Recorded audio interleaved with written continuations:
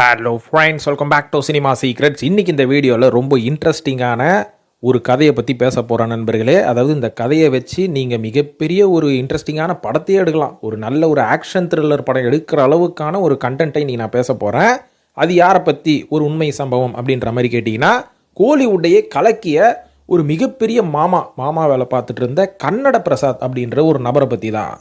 இந்த கன்னட பிரசாத் யார், இவரால் எத்தனை நடிகைகள் பாதிக்கப்பட்டாங்க, எத்தனை நடிகை வீடு வாசல்லாம் வாங்கி செட்டில் ஆனாங்க, ஏகப்பட்ட துட்டு எப்படி பல நடிகைகள் பார்த்தாங்க, ஸோ இவ்வளவு நல்லது பண்ணியிருக்காரு, இவரையா போய் ஜெயிலில் பிடிச்சி போட்டீங்க அப்படின்ற அளவுக்கு நடிகைகளே குமுறின காலகட்டம்லாம் இருக்குது. ஏன்னா அந்த அளவுக்கு ஒரு ஹைடெக்கான மிகப்பெரிய மாமா வேலையை கோலிவுட்டில் பார்த்துட்டாப்புல நம்ம கன்னட பிரசாத். இதிலிருந்து நம்ம இந்த கன்னட பிரசாத் அப்படின்றவர் எப்படி வளர்ந்து வந்தார், எப்படி இத்தனை நடிகைகளை இந்த பாலியல் தொழிலுக்குள்ளே இழுத்துக்கின்னு வந்தார், இந்த பாலியல் தொழில் செஞ்சனால எப்பேற்பட்ட நடிகைகள்லாம் செட்டில் ஆனாங்க, எந்தெந்த நடிகைலாம் அதெல்லாம் அப்படின்ற மாதிரிலாம் ஒரு லிஸ்ட்டை நான் இதில் சொல்ல போகிறேன். ஆனால் இவர்களோட பாதுகாப்பு கருதி நம்மளும் இந்த நடிகைகளை பற்றிலாம் நேரடியாக பேசவே முடியாது. ஏன்னா சட்டப்படி இவங்கெல்லாம் தப்பு பண்ணாங்களா அப்படின்ற மாதிரி ப்ரூவும் பண்ணலை. இதுக்கான எவிடன்ஸ் எதுவுமே பப்ளிக்காக வெளில வரல. இருந்தாலும் காதம் வச்ச மாதிரி போலீஸ்க்கு ஒரு சில பேருக்கு தெரிஞ்சிருக்கு அப்படின்னு ஒரு பத்திரிகை நிருபர் ஒருத்தர் சொன்னார். ஸோ அதை வச்சு நானும் காதம் வச்ச மாதிரி சொல்கிறேன். புரிஞ்சுக்கோங்க அவங்க யாராக இருக்கும் அப்படின்னு சொல்லி. ஸோ இப்போ விஷயத்துக்கு போகும் நண்பர்களே. யார் இந்த கன்னட பிரசாத், அவர் எப்படி உருவானார் வளர்ந்தார் அப்படின்ற மாதிரி பார்த்தீங்கன்னா, இவர் பேசிக்கலி ஒரு தெலுங்காரர் தான். ஆனால் படித்து பிறந்து வளர்ந்ததெல்லாம் கர்நாடகா மாநிலத்தில் அப்படின்றனால இவர் என்ன பண்ணியிருக்காரு, சரி நம்ம படித்து கிடிச்சு முடிச்சிட்டோம், நம்ம பார்க்குறதுக்கு நல்லா கலராக உயரமாக இருக்கிறோம், நம்ம போய் தமிழ் சினிமாவில் போய் ட்ரை பண்ணலாம் அப்படின்னு ட்ரெயினை பிடிச்சி தமிழ்நாட்டுக்கு நம்ம சென்னைக்கு கிளம்பி வந்துக்கிறாரு. அதுக்கு எதுக்குப்பா நம்ம சென்னைக்கு வரணும், இவர் தெலுங்காருன்றீங்க, கர்நாடகாவில் இருக்கிறாருன்றீங்க, அங்கேயே போய் அந்த இண்டஸ்ட்ரியில் போய் ட்ரை பண்ண வேண்டியதானே அப்படின்ற மாதிரி கேட்டிங்கன்னா, அதெல்லாம் இப்போ தான் நண்பர்களே. ஆனால் ஒரு காலகட்டத்தில் ஒரு 30 வருஷத்துக்கு முன்னாடியெல்லாம் பார்த்தீங்கன்னா நம்ம தென்னிந்திய சினிமா நடிகர் சங்கம் தான் இங்கே பயங்கர ஸ்ட்ராங்காக இருந்தது. ஏன் அப்படின்னு பார்த்தீங்கன்னா, இன்றைக்கி கன்னடத்தில் தனியாக ஒரு கன்னட சங்கம் அப்படின்ற மாதிரி வச்சுக்கிறாங்க, சாண்டல்வுட்னு வச்சுக்கிறாங்க. இந்த பக்கம் தெலுங்குக்கு போனீங்கன்னா டோலிவுட்னு வச்சுக்கிறாங்க, மலையாளத்துக்கு போனீங்கன்னா மாலிவுட்னு வச்சுருக்கிறாங்க. ஆனால் கிட்டத்தட்ட ஒரு 30 வருஷத்துக்கு முன்னாடி எப்பேற்பட்ட ஷூட்டிங் எடுக்கிறதா இருந்தாலும் இந்த சவுத் இந்தியன் இண்டஸ்ட்ரியை சேர்ந்த முக்காவாசி நடிகர்கள் இங்கே தான் ஷூட்டிங் பண்ணணும். ஏன்னா நம்ம சென்னை கோடம்பாக்கத்தில் மட்டும்தான் ஏகப்பட்ட ஸ்டுடியோஸ் இங்கே இயங்கிட்டு இருக்கோம். அதனால் பல நடிகர்கள் இங்கே பயணம் பண்ணி படம் பண்ணுறது உண்டு. அதனால தான் பார்த்தீங்கன்னா பல தெலுங்கு நடிகர்கள் கன்னட நடிகர்களுக்கெல்லாம் இங்கே அங்கங்கே வீடு இருக்கும்.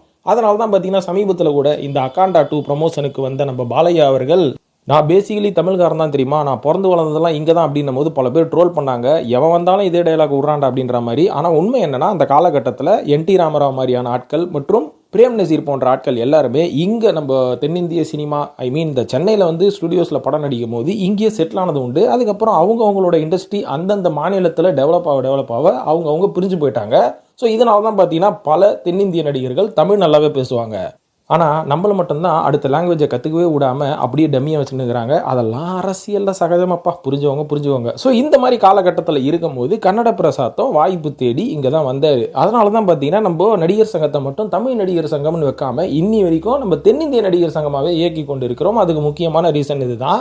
ஸோ இந்த மாதிரி தாங்கிட்ட அழகு இருக்குது, திறமை இருக்குது, நம்ம விட்டா நடிச்சு பெரிய ஆகிடுவோம் அப்படின்ற ஒரு நம்பிக்கையில் பல பேர் மாதிரி ட்ரெயினை பிடிச்சி கிளம்பி வந்துருக்கிறாரு கன்னட பிரசாத். வந்ததுக்கப்புறம் என்ன ஆச்சு, நம்மளுக்கு முன்னாடி 2 லட்சம் பேர் இருக்கிறான். நம்ம நேராக ஏவிஎம் ஸ்டுடியோவில் போய் வாய்ப்பு கேட்டால் நம்ம ரஜினிக்கு படத்தில் கொடுப்பாங்களே என்னங்க போடாது, ராஜா சின்ன ரோஜாவில் நேராக உள்ளே போனோன்னு கொடுத்துருவாங்க பார்த்தீங்களா, அந்த மாதிரி கொடுத்துருவாங்கன்னு நினச்சி உள்ளே வந்தால் கேட்டு உள்ளே கூட சேர்க்கலையாம்.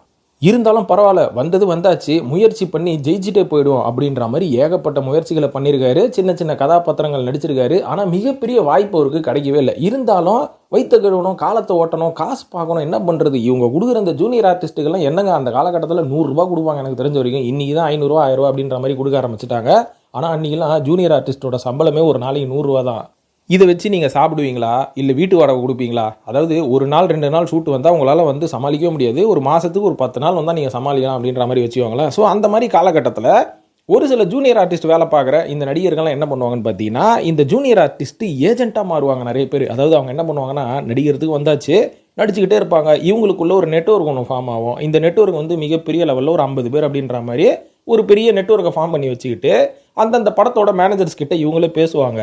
அதாவது சார் என்கிட்ட ஒரு 50 பேர் இருக்காங்க, உங்களுக்கு ஜூனியர் ஆர்டிஸ்ட் வேணும்னா அந்த 50 பேரை நான் கூட்டின்னு வந்து படத்தில் ஷூட்டிங் விடுறேன், எனக்கு ஒரு கமிஷன் பார்த்து கொடுங்க அப்படின்ற மாதிரி பல பேர் வந்து செஞ்சுட்டு இருந்த காலகட்டம் அது. அது மட்டும் இல்லை, இன்றைக்கும் அது நடந்துக்கிட்டே தான் இருக்குது. இன்றைக்கும் வந்து சினிமாவில் நடித்து பெரிய ஆள் ஆகணும்னு நினைக்கிறவங்க எல்லாருமே கொஞ்சம் அவங்களோட வந்து செலவுகளை பார்த்துக்கணும் அப்படின்னு சொல்லி இப்போ ஏற்பட்ட ஏஜென்ட் வேலைலாம் பார்த்துட்டு இருக்கிறது உண்டு. அதெல்லாம் அவங்கவுங்க டீசெண்டாகவே பார்த்துட்டு இருக்கிறாங்க, கொஞ்சம் காசும் பார்க்குறாங்க. ஆரம்பத்தில் இவரும் அந்த மாதிரி தான் ஆரம்பிச்சிருக்கிறாரு அவரோட வேலையை. இது இப்படியே போயிட்டு இருக்கும்போது இவரோட லிஸ்ட்டில் இவரோட நெட்வொர்க்கில் பல நடிகைகள், ஜூனியர் ஆர்டிஸ்ட்டாக நடிகிற பெண்கள், ஸோ இவங்க எல்லாருமே வருவாங்க இல்லையா. ஆப்வியஸாக வந்து இவர் வந்து ஒரு ஏஜென்ட் வேலை பார்க்குறாரு, இவர் மூலயமா வந்து ஒரு 4 படம் ஷூட்டிங் கிடைக்குதுன்னும் போது எந்த பெண்களாக இருந்தாலும் இவரை தொடர்பு கொள்வாங்க. ஸோ அதன்படி பார்த்தீங்கன்னா இவரும் நிறைய பெண்களை வந்து நிறைய படத்தோட ஷூட்டிங் அமைச்சிருக்கிறாரு, இவரும் அதுக்கான கமிஷன் எடுத்துருப்பாரு. ஸோ இந்த மாதிரி பண்ணும்போது இவர் பார்க்குறது கொஞ்சம் நல்லா இருக்கிறாரு, டீசெண்டாக இருக்கிறாரு அப்படின்னு சொல்லி ஆண்களை காட்டிலும் பெண்களோட கான்டாக்ட் இவரோட லிஸ்ட்டில் அதிகமாக ஆரம்பிச்சிச்சா.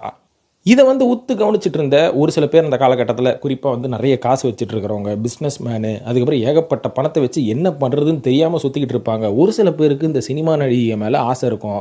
இந்த சினிமாவுக்கு போகிறவங்களாம் பார்க்குறதுக்கு கொஞ்சம் கலராக அழகாக இருக்கிறாங்க இல்லையா. ஸோ இவங்க கிட்ட கேட்டால் எதுனாலும் நடக்கும் அப்படின்ற சபலத்தில் சுற்றிட்டு இருக்கிறவங்க, யாரை பிடிச்சா என்ன நடக்கும் அப்படின்றது மட்டும் தெரியாமல் இருக்கும். ஸோ அந்த மாதிரி வட்டாரத்தில் இருக்கும்போது சரி இவர்கிட்ட போட்டு பார்ப்போமே அப்படின்ற மாதிரி கன்னட பிரசாத் கிட்ட ஒரு சில பிஸ்னஸ் மேனுங்க ஆரம்பத்தில் அப்ரோச் பண்ண ஆரம்பிச்சிருக்கிறாங்க.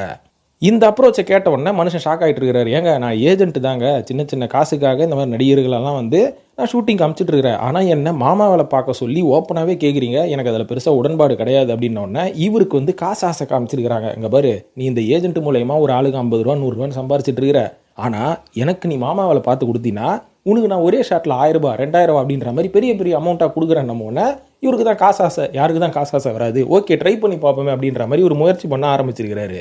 இந்த மாதிரி பண்ணி ஒரு சில நடிகைகிட்ட பேசும்போது அந்த நடிகைகளும் காசு ஆசைப்பட்டு ஒத்துக்கிட்டு இருக்கிறாங்க. இவரும் கூட்டி கொடுக்க ஆரம்பிச்சிருக்கிறாரு. போயிட்டு வந்ததுக்கு அப்புறமா அந்தந்த பிஸ்னஸ் மேன் கரெக்டாக காசை கொடுத்துட்றாங்களாம். ஸோ இப்படி பிஸ்னஸ் ஆரம்பித்தோடனே அடடா இது நல்லா இருக்குதே, ஸோ இப்படி காசு பார்த்தாலே ஜாலியாக இருக்கலாம் போகிறது, எதுக்கு நம்ம கஷ்டப்பட்டு எல்லாரையும் வந்து ஷூட்டிங்க்கு வேன் ஏற்றி விட்டு அமிச்சு அவங்க கரெக்டாக போகிறாங்களா இல்லையான்னு தெரிஞ்சு அதுக்கப்புறம் ஷூட்டிங் முடிச்சதுக்கப்புறம் அந்த மேனேஜர்கிட்ட படாத பாடுபட்டு அந்த காசை வாங்கி இவ்வளோ கஷ்டப்படணும், இது ரொம்ப சிம்பிளாக இருக்குது அப்படின்னு இவரோட வேலையை அந்த ரேஞ்சில் இருந்து ஆரம்பிச்சிருக்காரு. அதுக்கப்புறம் பார்த்தீங்கன்னா கொஞ்சம் கேரக்டர் ரோல்ஸ் பண்ணுற ஒரு சில நடிகைகள் சினிமாவில் இருப்பாங்க பார்த்தீங்களா, ஒரு சில டைலாக்ஸ்லாம் பேசுவாங்க, கொஞ்சம் அம்மா ரோல், தங்கச்சி ரோல், அக்கா ரோல் பண்ணுறவங்க, இவங்க எல்லாரையும் கேட்ச் பண்ண ஆரம்பிச்சிருக்காரு. அதுக்கப்புறம் இவர்கிட்ட அப்ரோச் பண்ணுற பிஸ்னஸ் மேனோட எண்ணிக்கையும் கொஞ்சம் அதிகமாக இருக்குது. ஏன்னா ஒரு பிஸ்னஸ் மேன் 2 பிஸ்னஸ் மேன் போக ஏகப்பட்ட பேர். பிரசாத் கிட்ட போனால் கரெக்டான பெண்கள் கிடைப்பாங்க, பாதுகாப்பாகவும் இருக்கும். இவரை பல பேர் அப்ரோச் பண்ணதுக்கப்புறம் இவரும் போய் நடிகைகளை அப்ரோச் பண்ண ஆரம்பிச்சிட்டு இருக்கிறாரு. இதில் வந்து பல நடிகைகள் ஒத்துக்கிட்டு இருக்கிறாங்க. அதனால் இவங்க எல்லாரையும் வந்து இவர் அவங்கக்கிட்ட அந்த பிஸ்னஸ் மேனுக்கிட்ட அனுப்பி நல்ல கமிஷன் பார்க்க ஆரம்பிச்சிருக்கிறாரு. அதாவது 1000 ஆரம்பித்து பல லட்சங்களே இவர் அந்த காலகட்டத்தில் கமிஷன் பார்க்க ஆரம்பித்தாராம். இதுக்கப்புறம் என்ன ஆயிடுச்சு, இது ரொம்ப பெருசாக நம்ம வந்து சிட்டிக்குள்ளே இதை பண்ண முடியாது. அந்த காலகட்டத்தில் வந்து இந்த ஈசிஆரில் போய் ரூம் போடுறது, ஓயோ ரூம்ஸ் போடுறது அப்படின்ற மாதிரி பெரிய ஃபெசிலிட்டிஸ்லாம் கிடையாது. அப்படியே கிளப்புக்கு போனாலும் ரூமில் யார் போகிறா என்ன வரா அப்படின்றத அவனுங்களாம் ரொம்ப உத்து கவனிப்பானுங்க. அதனால் இந்த மாதிரி நம்ம பப்ளிக்காக இந்த வேலையை பண்ண முடியாது, அதுக்கு பதிலாக நம்ம என்ன பண்ணுவோம் அப்படின்ற மாதிரி யோசிச்ச கன்னட பிரசாத் என்னன்னா, நம்ம ஈசிஆர் ஒதுக்குப்புறத்தில் ஏதாவது ஒரு பெரிய கெஸ்ட் ஹவுஸ் வந்து வாடகை எடுத்துடலாம். மாத வாடகை எடுத்துகிட்டு அந்த கெஸ்ட் ஹவுஸில் பார்த்தீங்கன்னா ஏகப்பட்ட ரூம்ஸ் இருக்கும், ஒரு 10 ரூமாச்சும் குறைஞ்சது இருக்கும். ஸோ அந்த மாதிரி ஒரு வாடகை எடுத்து ஒதுக்குப்புறத்தில் இந்த மாதிரியான ஆட்களை கொண்டு போய் அங்கே விட்டுறலாம். அவனுங்க பாட்டுக்கு எதுவும் பண்ணிட்டு போட்டால் நம்மளுக்கு கமிஷன் கொடுத்தா சரி அப்படின்ற மாதிரி ஒரு புது விதமான டெக்னிக்காக இந்த பிஸ்னஸ் வந்து நெக்ஸ்ட் லெவலுக்கு கொண்டு போயிருக்காருங்க. இது மட்டும் இல்லாமல் இந்த நடிகைகளோட ஃபோட்டோவெல்லாம் வச்சு ஒரு தனியாக ஆல்பமும் போட்டிருக்காரு. அந்த ஆல்பத்தை எடுத்துகிட்டு போயிட்டு, அதான் நம்ம நிறைய படத்துலலாம் அந்த காமெடியாக பார்ப்போம் இல்லைங்களா, கக்கத்தில் ஆல்பத்தை வச்சு சுற்றிட்டு இருப்பாங்க, விவேக் கூட கலாய்ப்பார் ஒரு படத்தில். ஸோ இதெல்லாம் வந்து நம்ம கலாய்க்கிறதா எடுத்துக்கிட்டோம். ஆனால் கன்னட பிரசாத் இந்த மாதிரி தான் சுற்றிட்டு இருந்துருக்கிறாராம். சுற்றிட்டு இவர் என்ன பண்ணுறது, ஏதாவது ஒரு பெரிய கிளப்பில் போய் ஜாயின் பண்ணுறது. ஏன்னா இவருக்கு கமிஷன் நிறைய வர ஆரம்பிச்சிருச்சு. ஸோ கிளப்பில் போய் மெம்பர்ஷிப் கொடுத்து ஜாயின் பண்ணுறது, அங்கே பிக் ஷாட்ஸ்லாம் வருவாங்க பார்த்தீங்களா, இவங்க கிட்ட பேசுறது. அப்புறம் ஏற்கனவே இவரால் சாட்டிஸ்ஃபைடான அந்த பிஸ்னஸ் மேன்லாம் ஒரு சில கான்டாக்ட்ஸ் கொடுப்பாங்க. இவங்க எல்லாரையும் வச்சு அந்த கிளப்பில் ஒரு மீட்டிங் போட்டு பேசுறது, இந்த நடிகைகளோட ஃபோட்டோவை காமிக்கிறது. அவங்க வந்து கேட்க இந்த மாதிரியான துணை நடிகைகள், சப்போர்ட்டிங் ஆர்டிஸ்ட்டு, கேரக்டர் ஆர்டிஸ்ட்டு, இவங்க எல்லாரையும் வந்து கூட்டி கொடுக்க ஆரம்பிச்சிருக்காரு. இது வந்து இவரோட பிஸ்னஸ் வந்து ஒரு ஆரம்ப நிலையில் இப்படி சேஃப்டியாக போயிட்டு இருக்கும்போது அடுத்த லெவல் இவர் எப்படி ஜம்ப் ஆனார்னா அதுக்கும் ஒரு மிகப்பெரிய பிஸ்னஸ் மேன் தான் காரணம் அப்படின்ற மாதிரி சொல்கிறாங்க. அந்த பிஸ்னஸ் மேன் என்ன பண்ணியிருக்காருன்னா, அன்னைக்கு இருந்த காலகட்டத்தில் கிட்டத்தட்ட ஒரு 80s இருந்த காலகட்டத்தில் ஒரு டாப் ஹீரோயின் ஒருத்தங்க இருந்திருக்கிறாங்க. இந்த ஹீரோயின் எனக்கு கிடைப்பாளா அப்படின்ற மாதிரி கேட்டதுக்கு இவர் ஆரம்பத்தில் என்ன சொல்லியிருக்காரு தெரியுமா, இதெல்லாம் வேலைக்கு ஆகாதுங்க, அவங்களாம் பெரிய நடிகைகள், சம்பளமே நல்லா வாங்குறாங்க, இவங்கெல்லாம் வந்து வரத்துக்கு வாய்ப்பு இல்லை அப்படின்னு சொன்னதுக்கு அந்த பிஸ்னஸ் மேன் ஒரு மிகப்பெரிய அமௌண்ட்டை உனக்கு நான் கமிஷனாக தரேன், இந்த ஆப்பர்ச்சுனிட்டி எனக்கு என்னையுமே கிடைக்காது உனக்கு, அதனால் எனக்கு எடுத்து கொடுத்தினா, அதாவது எனக்கு இந்த பொண்ணை வந்து கரெக்ட் பண்ணி கொடுத்தினா உனக்கு அவ்வளோ பெரிய கமிஷன் தரேன்னு சொன்ன உடனே மனுஷனுக்கு இன்னும் பேராசை வந்துட்டு இருக்குது. ரஜினி சொல்கிற மாதிரி அளவுக்கு அதிகமாக ஆசைப்படுற ஆம்பளையும் அளவுக்கு அதிகமாக கோவப்படுற பொம்பளையும் நல்லா வாழ்ந்ததா சரித்திரமே இல்லைன்னு சொன்னார் பார்த்தீங்களா. போகிற போக்கில் சொல்லிட்டு போயிட்டாரு. அதுக்கு பின்னாடி ஏகப்பட்ட அர்த்தங்கள் இருக்குது. அதுக்கு ஒரு சிறந்த உதாரணமே இந்த கன்னட பிரசாத் தான். ஸோ அளவுக்கு அதிகமாக ஆசைப்பட்டு இவர் என்ன பண்ணார்னா அந்த நடிகையை அப்ரோச் பண்ணுறதுக்கு ட்ரை பண்ணியிருக்காரு. எந்த சோர்ஸ்லையும் அவங்க டச் பண்ண முடியல. அதுக்கப்புறம் அப்படி இப்படி மேக்கப் ஆர்டிஸ்ட்லாம் பிடிச்சி அவங்களோட மேனேஜர் கிட்ட போயிட்டு இந்த விஷயத்த சொன்னோன்னே மேனேஜர் ஃபர்ஸ்ட் என்ன சொல்லியிருக்காரு, என் நடிகை இதெல்லாம் ஒத்துக்க மாட்டாங்க, நீ கிளம்பி போயிடு அப்படின்ற மாதிரி சொல்லிக்கிறாரு. இருந்தாலும் கன்னட பிரசாத் ஓவரா ப்ரெஷர் போட அந்த மேனேஜரே என்ன பண்ணியிருக்காரு, சரி இவனும் சொல்கிறான் நம்மளுக்கும் ஒரு கமிஷன் கிடைக்கும், நம்மளும் சொல்லி பார்க்கலாம்னு சொல்லி பார்த்ததுக்கப்புறமா அந்த நடிகை ஆரம்பத்தில் என்ன தான் வந்து கொஞ்சம் ஹெசிடேட் பண்ணாலும் காலப்போக்கில் ஒத்துக்கிட்டாங்களாம். ஒத்துக்கிட்டதுக்கப்புறம் அந்த பிஸ்னஸ் மேனுக்கு கரெக்ட் பண்ண உடனே இவருக்கு ஒரு மிகப்பெரிய அமௌண்ட் வந்துருச்சுங்களாங்க. இந்த அமௌண்ட்டை பார்த்ததுக்கப்புறம் தான் இனிமேல் எதுக்கு ஜூனியர் ஆர்டிஸ்ட்டு கேரக்டர் ஆர்டிஸ்ட்டு இருக்கிற பெரிய நடிகைகள் எல்லாருமே டேரெக்டாக அப்ரோச் பண்ணணும்னு மனுஷன் இறங்கிட்டு இருக்கிறாரு.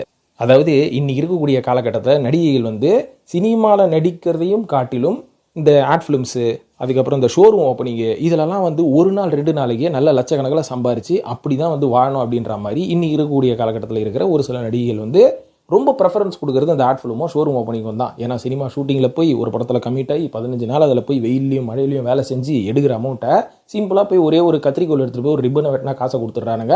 ஒரு சின்ன ஆடு ஆஃப் டே ஷூட்டிங் போனாலே போதும் ஆடை கொடுத்துட்றானுங்க, காசை கொடுத்துட்றானுங்க. அப்படின்ற மாதிரி நடிகைகள் யோசிக்கிறது வாஸ்தவம் தான். ஏன்னா இளமை இருக்கிற வரைக்கும் தான் ஒரு நடிகையால் பணம் சம்பாதிக்க முடியும். இளமை போச்சுன்னா நம்ம சூப்பர் ஸ்டார் மாதிரி 75 வயசுலையெல்லாம் பண்ண முடியாது. நடிகைகளோட ஒரு அந்த அந்த அந்த கெரியர் பீக்கே வந்து பார்த்தீங்கன்னா ஒரு 5லேருந்து மேக்ஸிமம் 10 வருஷம் அவ்வளோதான். அந்த 10 வருஷத்தெல்லாம் தாண்டவங்க நயன்தாரா மாதிரி இன்னும் கொஞ்சம் கோல் வச்சு கொண்டு தான் இருக்கிறார்கள். எல்லா நடிகையும் அப்படி இருக்க போகிறது கிடையாது. இன்றைக்கி கூட சமீபத்தில் ஒரு விஷயம் ஒன்று கேள்விப்பட்டேன். நம்மளுக்கு தெரிஞ்ச சினிமா மேனேஜர் ஒரு நடிகையை பற்றி சொன்னார். அந்த நடிகை பார்த்தீங்கன்னா 10 லட்ச ரூபா வாங்கிட்டு நடிகர்தும் சரி அட்ஜஸ்ட்மெண்ட்டும் சரி எல்லாமே ஒத்துக்கிறாங்களா. என்கிட்ட வந்து சொன்னார் இப்படியெல்லாம் நடக்குதுன்னு. அந்த நடிகையோட பேரும் என்கிட்ட சொன்னார். அதை வெளிப்படையாக நான் வந்து சொல்ல விரும்பலை. ஆனால் ஒரு சில க்ளூ கொடுக்குறேன், நீங்களே முடிஞ்சால் கண்டுபிடிச்சிக்கோங்க அந்த நடிகை யாராக இருக்கும்னு. அவங்க வந்து ஆரம்ப கட்டத்தில் ஒரு சின்ன பொண்ணாக வந்தாங்க. ஹோம்லியான சப்ஜெக்டில் ஒரு 2 படம் நடித்தாங்க. அதுக்கப்புறம் கொஞ்சம் மீடியம் லெவல் பட்ஜெட்டில் படங்கள் நடிச்சிட்டு இருக்கிறாங்க. இப்போ கூட சமீபத்தில் அவங்க நடித்த ஒரு படம் வந்து ஓரளவுக்கு போச்சு அப்படின்ற மாதிரி சொல்லலாம். அவங்களோட பேர் கூட ஒரு 2Kல இன்ட்ரடியூஸ் ஆன ஒரு ஹீரோவோட எண்டிங் பேரோட அவங்களோட பேரும் முடியும் அப்படின்ற மாதிரி சொல்லிக்கிறேன். யாருன்றது நீங்களே தெரிஞ்சுக்கோங்க.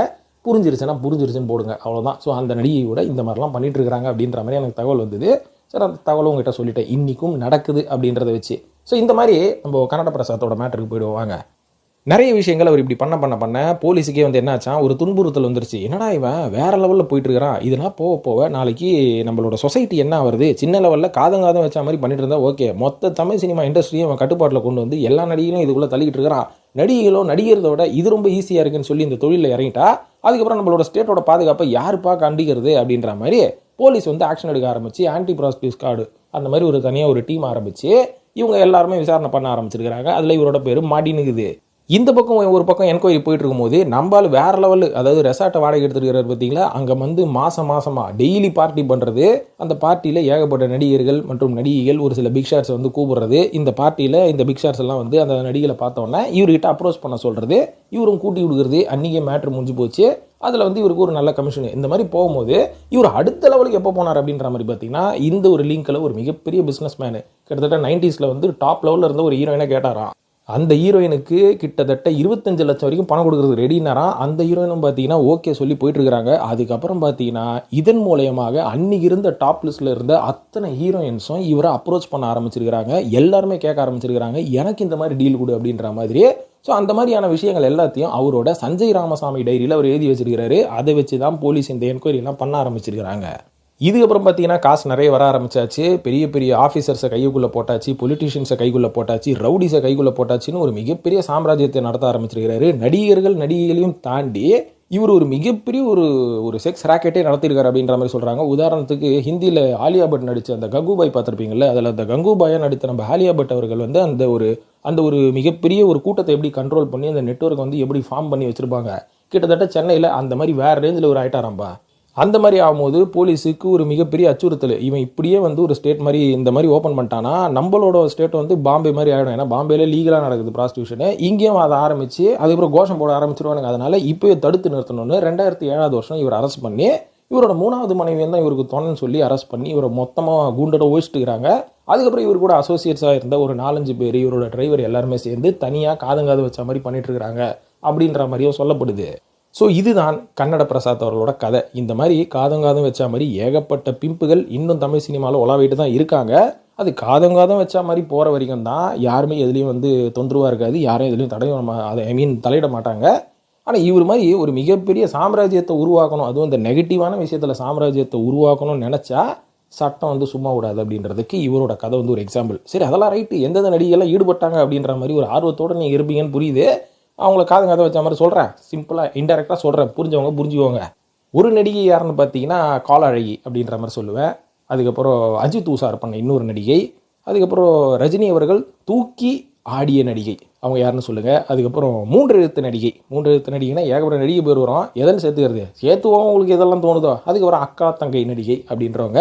அதுக்கப்புறம் நம்பர் நடிகை புரியுதா, நம்பர் நடிகை யாரெல்லாம் நம்பர் நடிகையில் வருவாங்களோ சேர்த்துவாங்க. அதுக்கப்புறம் ஓடிய நடிகை, இறுதியில் பூன்ற மாதிரி அவங்களோட பேர் முடியும், பூன்ற மாதிரி முடியாது, ஒரு பூ பேரோட முடியும், ஓடிய நடிகைப்பா. அதுக்கப்புறம் நம்ம தலைவர் அவர்களுக்கு டஃப் கொடுக்குற அளவுக்கு நடித்த ஒரு மிகப்பெரிய நடிகை, அவங்களாம் வேறு லெவலாக இவர் கூட. ஸோ அதுக்கப்புறம் இன்னொரு நடிகை ஒருத்தங்க இருந்திருக்கிறாங்க. இவருக்கு வந்து ஒரு கார் டீலரே பார்த்தீங்கன்னா 300,000 நகை கொடுத்துருக்கிறாராம், 85 லட்ச ரூபாயில் கேரன் கொடுத்துருக்கிறாராம். அது வந்து நம்ம சூப்பர் ஸ்டாருக்கு டஃப் கொடுக்குற நடிகை சொல்லலை, இவங்க வந்து ஒரு 80s நடிகை. ஸோ இந்த மாதிரி டிரான்சாக்ஷனுக்கெல்லாம் இவர் தான் நடுவில் ஆணிவேராக அமைந்தவர். ஸோ இந்த மாதிரி இப்போ நான் சொன்னது சின்ன லிஸ்ட்டு, நிறைய பெரிய லிஸ்ட்லாம் இருக்குது. ஸோ அந்த மாதிரி நடிகைகள்லாம் ஈடுபட்டுருக்காங்க, நல்லா சம்பாதிச்சிக்கிறாங்க, செட்டில் ஆகிட்டாங்க. ஆனால் பாவம் தலைவன் தான் வந்து இன்றைக்கி எங்கே இருக்கிறானே தெரில, திருப்பியும் வந்து ஜெயிலிருந்து வெளில வந்ததுக்கப்புறம் அவரோட ஊரில் போய் செட்டில் ஆகிட்டாராம். ஸோ பாருங்கள், ஒரு மனுஷன் சினிமாவில் நடிக்கணும் அப்படின்ற ஒரு ஆர்வத்தில் வரும்போது இப்படியெல்லாம் வந்து இந்த சொசைட்டி மாற்றி விட்டதுன்னு சொல்லலை, அந்த ஆளோட பேராசை அப்படின்ற மாதிரி சொல்லுவேன். அதனால தான் நீங்கள் எந்த துறை, குறிப்பாக சினிமா துறையை பற்றியே பேசுவேன். சினிமா துறையில் நீங்கள் சாதிக்கணும்னு வந்தால் எதுவுமே டைவெர்ட் ஆகாதீங்க, பக்கா பிளானோட வாங்க. ஃபைனான்ஸாகவும் சரி, நம்ம இங்கேருந்து எவ்வளோ நாள் ஓட்ட முடியும், அதுக்கப்புறம் நம்ம ஃபினான்ஷியலாக நம்ம எப்படி ஸ்டேபிளாக இருக்கணும், இது எல்லாமே பிளான் பண்ணிட்டு வந்தால் மட்டும்தான் சினிமாவில் நீங்கள் அடைய வேண்டிய லட்சியத்தை அடையிற வரைக்கும் உங்களை யாரும் டைவெர்ட் பண்ண மாட்டான். இங்கே பல பேர் வந்து திறமை இல்லாமல் யாரும் வீட்டுக்கு போகல, வாய்ப்பு இல்லாமல் யாருமே வீட்டுக்கு போகல, இந்த மாதிரி டைவெர்ட் ஆகி தான் போயிடுறானுங்க. உள்ளே போகும்போதே பல பேர் இவங்களை வந்து நீ ஜெயிக்க மாட்டேன், உருவிட மாட்டேன், நீ வந்து இங்கே பிழைக்கணும்னா இந்த வேலையெல்லாம் பார்க்கணும்னு சொல்லியே டைவெர்ட் பண்ணி சினிமாவில் சாதிக்கணும்னு அவங்களை துரத்தி விட்டுறானுங்க. ஆனால் சில பேர் நம்ம அஜித் அவர்கள் சொல்கிற மாதிரி கடிவாளம் கட்டின மாதிரி ஓடுங்க, காதை மூடிக்கிட்டு ஓடுங்கன்னு ஓடினவங்களாம் இன்றைக்கி ஜெயிச்சிட்டாங்க. அதனால் காதை மூடிட்டு ஓடுங்க, அப்போ தான் சினிமாவில் உருப்பிட முடியும், எந்த இண்டஸ்ட்ரியாக இருந்தாலும் உருப்பிட முடியும் அப்படின்னு சொல்லிட்டு இந்த வீடியோ முடிச்சிக்கிறேன். இந்த வீடியோ பற்றிய கருத்துக்களை கமெண்ட்டில் போடுங்க. நம்ம சேனலை சப்போர்ட் பண்ணணும்னு நினைக்கிறவங்க நம்ம சேனலோட மெம்பர்ஷிப்பில் ஜாயின் பண்ணுங்கள், மற்றும் நம்ம சேனலையும் ரெகுலராக ஃபாலோ பண்ணுங்கள் நண்பர்களே. நன்றி, வணக்கம்.